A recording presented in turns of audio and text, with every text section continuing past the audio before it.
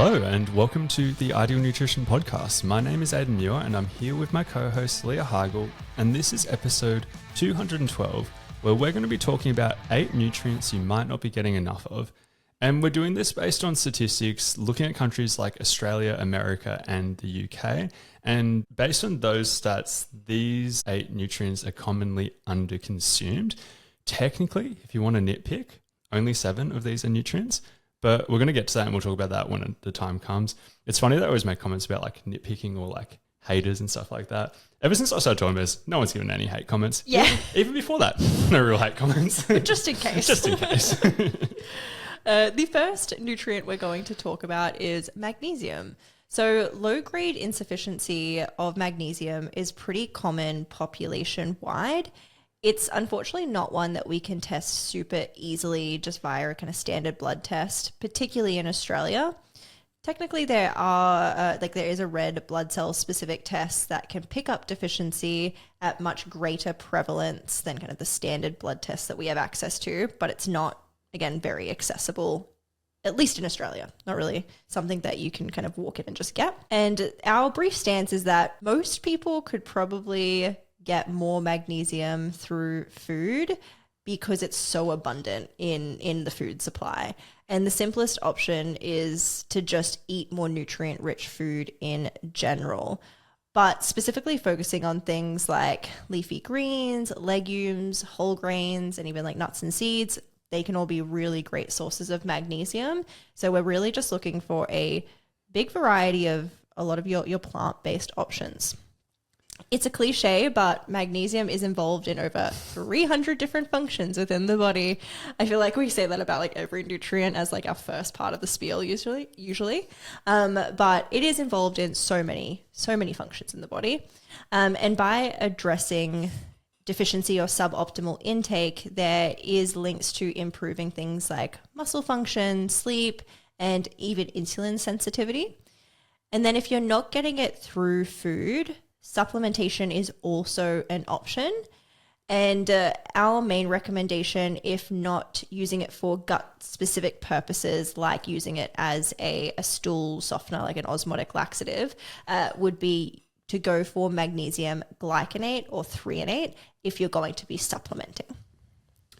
Iron is the second one we're going to be talking about. And I'm going to start by simplifying down to the recommended daily intake. So men are aiming for around 8 milligrams per day.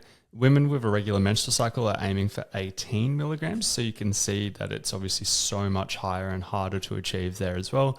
And during pregnancy, it rises even further to 27 milligrams. Since it's also better absorbed from animal sources, plant-based needs are even higher than that as well. So like that's the first piece of context in terms of like how much we need. And you can see huge differences there. The second piece of context is like how much is in food. So I'm going to start with the simplest one that I can wrap my head around, and that is 200 grams of red meat is around 5 milligrams of iron. So for somebody aiming for 8 milligrams, that's a pretty massive percentage of it. Aiming for 18, that's not huge. Obviously, animal-based iron is it's better absorbed, but still it's 5 out of 18. It's not a huge amount. Podcasting isn't the most visually friendly medium. Usually when I'm talking about this on Instagram, I'll show a bunch of different examples of different foods and stuff like that. But a few things I do want to kind of talk about is that other meat options still have iron, even if they're not red meat, they just have less. I kind of make this point because sometimes people will add red meat twice a week as an example and say it's in that amount and it comes out as 5 milligrams. It's still not even necessarily adding 5 milligrams because maybe you're taking away like 2 milligrams from another form of meat. So it's a net positive of like 3 milligrams, for example. There are obviously a bunch of plant-based options as well, such as dark leafy greens, pumpkin seeds, red kidney beans, oats, and much more. Fortified foods can help as well. I might even get you to cut in and list some like plant-based fortified foods if you want. Yeah, I'm really big on the fortified cereals. So thinking like Wheat Bix and Nutri-Grain being kind of the big ones there. Wonder White has some good bread and wrap options that are fortified. And then if you are vegetarian or vegan and you eat mock meats, there are things like Veggie Delights and other brands that also have iron fortification. Yeah, so that very much helps, particularly if plant-based, even if not plant-based, like even some of the like fortified cereals and stuff like that can help. And I'm also surprisingly pro encouraging supplementation or iron infusions if somebody was consistently deficient otherwise. Obviously, in my job as a dietitian, if somebody's seeing me and this is the thing we're looking at, I will almost always go food first. I'll go deep down that rabbit hole, see what we can do. If it seems like it's not feasible, then I'll look at supplements. If I'm just out with like a friend and they're like asking me about this, it's almost like I'm pushing supplements because I'm like, I don't want to go deep down this rabbit hole, like, particularly because I don't want to go down the route of like, what do you like? What do you not like? I don't want to like have to spend ages on it. But I'm a bit more pro supplementation or iron infusions than you would expect, just because I also personally just want people to feel better. Like I just don't like the idea of people being iron deficient consistently when they could solve it through other ways, which on that topic, because this could be the first response, that there can be some side effects of iron supplementation. My own 2 cents is I would also just try to address those. Like, for example, if constipation is a side effect, like I'd look at addressing the constipation rather than necessarily dropping the supplement. There's a bunch of reasons for this, but it's even just the improved energy levels. And if somebody's like an athlete, the sporting kind of benefits can help there as well. But fortunately, this is also a good one that we can test for with a blood test as well.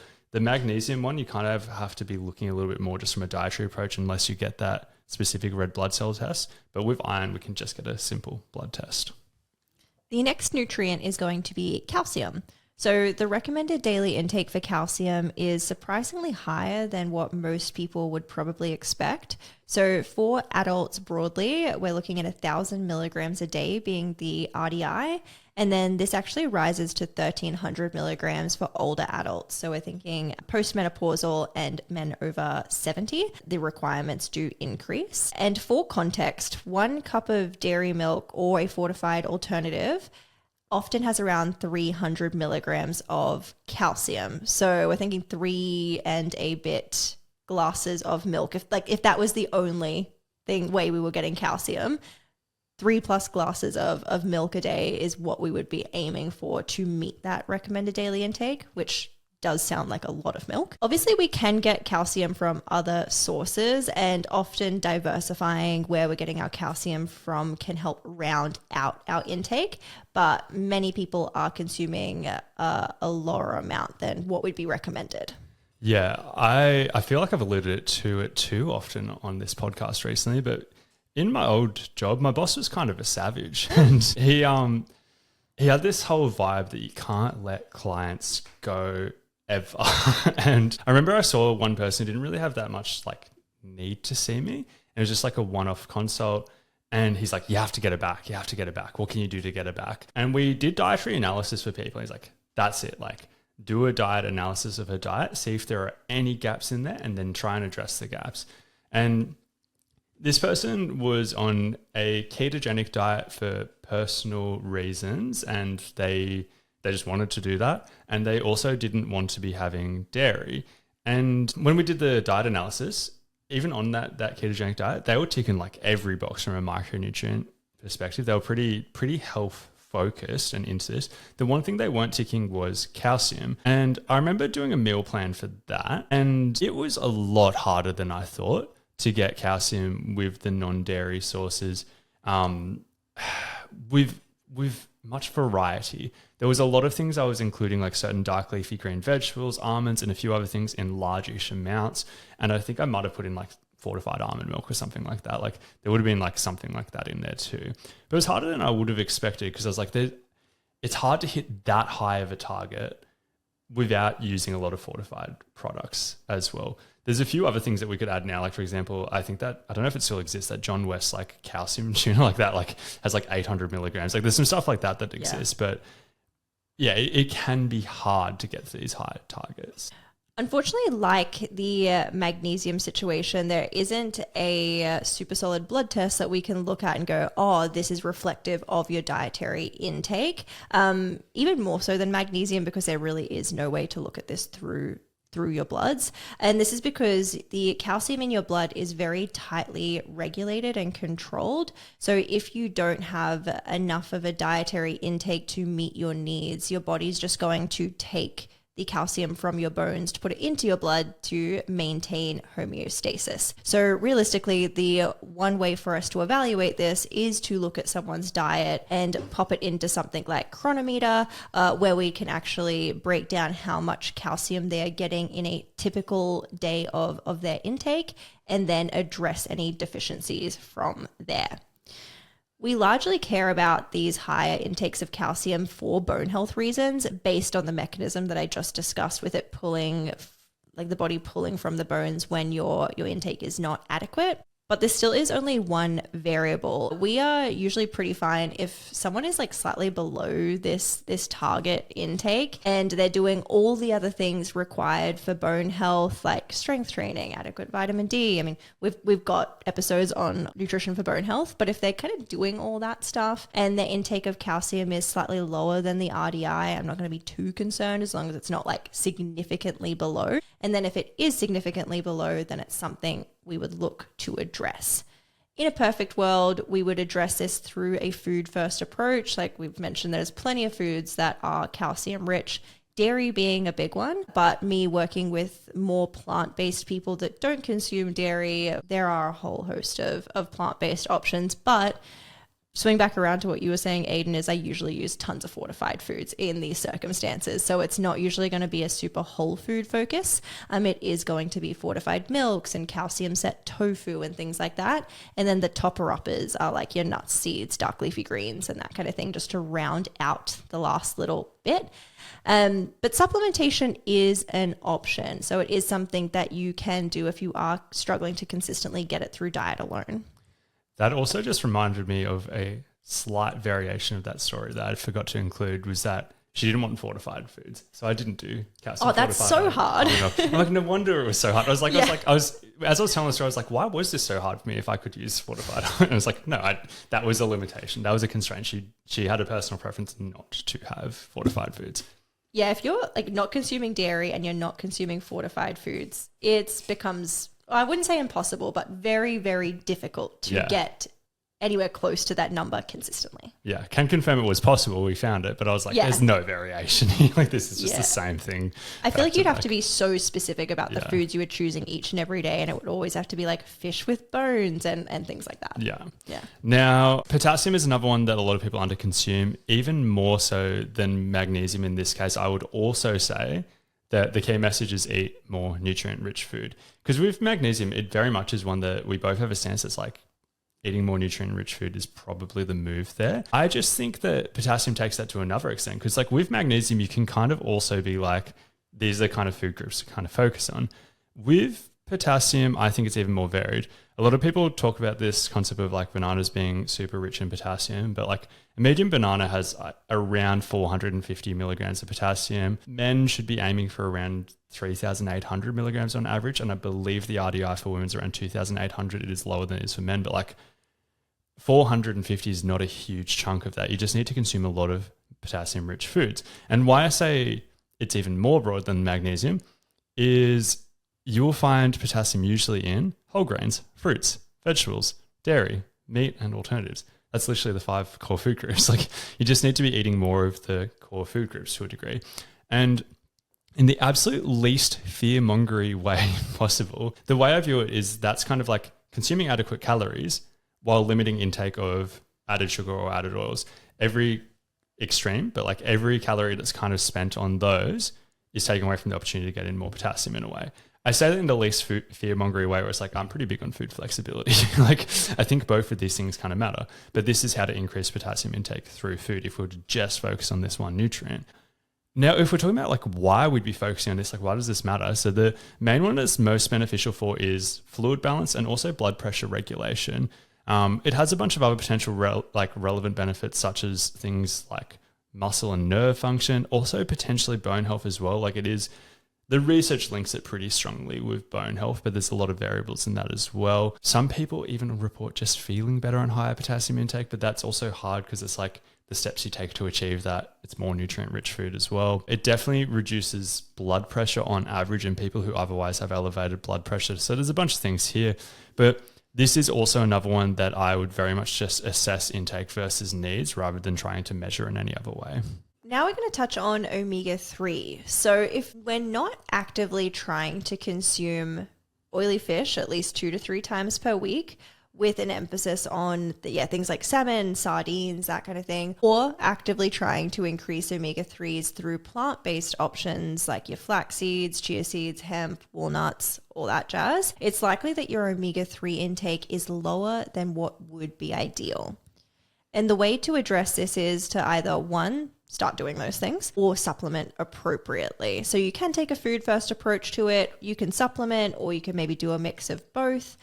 If using fish oil from a supplementation point of view, we often recommend a triple strength one just to get a higher amount of EPA and DHA, which are the beneficial active forms of omega-3. And if using a plant-based option, I'd be looking for a microalgae based supplement as opposed to like a flax oil supplement that's more like your alpha linoleic acid. So bit of a really quick rundown is alpha linoleic acid is the type of omega-3 that we'd find in plant-based foods that is naturally occurring, but our body needs to convert it into EPA and DHA, which are the active forms we're looking for that are connected to more of the health benefits associated with omega-3. And this process of conversion it's not great, and there's a lot of things that can impact it. So we need like a ton of ALA to get even a small amount of EPA and DHA. So if we're thinking of a plant-based supplement, if we can go for microalgae, which is a direct form of EPA and DHA, that is going to be more beneficial. Although if we didn't have much intake and the only thing you had access to was an ALA supplement, that's better than nothing. The benefits of increasing your omega-3 intake and meeting the recommended daily intake for it is super broad, but it's largely scaled based on baseline levels. So if you are not having much and then you increase it to what would be recommended, that's obviously going to have a greater benefit than if you already have a decent intake and then you're just kind of slightly elevating it from there. And the health benefits of having adequate omega-3 also pretty broad, but we're thinking things like joint health, heart health, cognitive function, eye health, and honestly a bunch of other things, including just generally reducing inflammation throughout the body. Yeah, it's easily one of the first things, not the first things, but it's one of the most common things that I would be looking for is seeing if somebody has a low dietary intake of that. And I'm even like less pressed on the exact optimal way to solve it. Like it's almost like if somebody is like very little coming in, like getting something coming in is likely to help. Yes, absolutely. Vitamin D is another one of the most common insufficiencies out there. And it's kind of a little bit less of a nutrition topic because it's actually relatively rare in foods. So there are foods that contain it, like higher fat fish contains it. Egg yolks sometimes have a bit, liver has a fair amount, and then mushrooms that are exposed to sunlight do too. And then there are also a bunch of fortified foods. I think this is even more common in other countries. Like I believe it's more common in America than Australia for it. I suppose probably in the UK too, I don't know. But I don't see it heaps in Australia for foods to be fortified with vitamin D. But the reason why it's less nutrition focused is because we obviously also get it from the sun. It's another one that we fortunately can test for with a blood test. It's very simple. It's another benefit of being in Australia that we can typically access it for free if it is done through a bulk billing clinic. The downsides scale based on the severity. For example, if somebody is very deficient, it has very clear negatives, particularly from a bone health perspective. There is a spectrum here. I was listening to a podcast that I won't name, but they were talking. This guy's a relatively well-respected guy in the nutrition world, made a claim that's like, you're not vitamin D deficient unless you've got rickets. And he was saying it seriously. Oh my gosh. Like he was basically being like, no downside, no downside, no downside, rickets. That's crazy. That's a crazy take. A very crazy take, in my opinion. Whereas I think a less crazy take is there's obviously a bit of a scale where it's like, okay, yes, at a very deficient standpoint, you would be looking at something like that. But there is a space in between there and what we would call optimal, where there are other downsides. Even as an example, just changes in bone mineral density rather than like straight up rickets, for example. Even then looking at a bunch of other things, like it's linked with a lot of things such as mood, IBS, athletic performance to a certain degree. Like it's a pretty endless list that vitamin D is linked to. But this creates a bit of a dilemma we have, that is, because it comes from the sun, if somebody's low in vitamin D, or if low vitamin D is associated with stuff, is this just low sun exposure?